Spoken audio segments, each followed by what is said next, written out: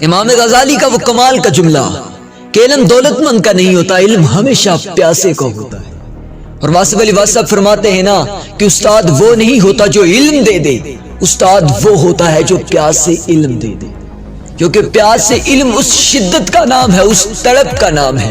کہ جب یہ انسان کے اندر جنم لے لیتی ہے تو انسان کو ایسے جام پلواتی ہے کہ وہ جام پینے کے بعد انسان کی پیاس بجھتی نہیں بلکہ اس کی پیاس میں اور اضافہ شروع ہو جاتا ہے۔ اور جام میں علم وہ جام ہے کہ یہ انسان کے اندر داخل ہو جائے تو سینے کو ایک روشنی عطا کر کے جاتے ہیں،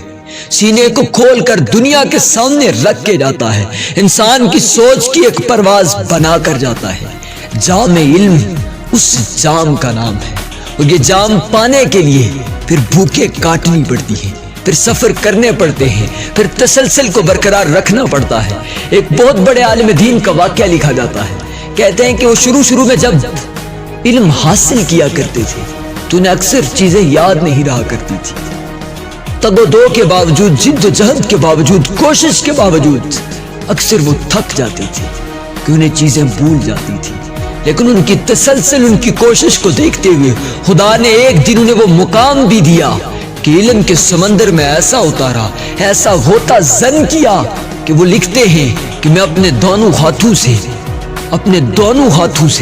علم کو بکھیرنا شروع کر دیتا ہوں، لکھنا شروع کر دیتا ہوں دونوں ہاتھوں سے۔ میرے پاس جتنا علم تھا وہ میں لکھنا شروع کر دیتا ہوں۔ کہتے ہیں کہ میں دونوں ہاتھوں سے لکھ رہا ہوں پر علم ختم نہیں ہو رہا۔ وہ کہتے ہیں کہ میرا دل یہ کر رہا تھا کہ میں پاؤں سے بھی لکھنا شروع کر دوں، اگر علم کی بے ادبی نہ ہوتی تو میں پاؤں سے بھی لکھنا شروع کر دیتا، کیونکہ علم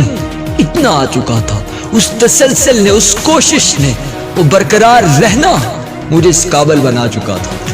کہ میں علم کا سمندر بن چکا تھا۔ اور یاد رکھیے گا کہ پیاس علم پانے کے لیے، پیاس جد و جہد، وہ تڑپ، وہ طلب بہت ضروری ہوتی ہے، اور جو قومیں اپنے علم کو بچا لیتی ہیں وہ قومیں انقلاب کو بچا دیتی ہیں۔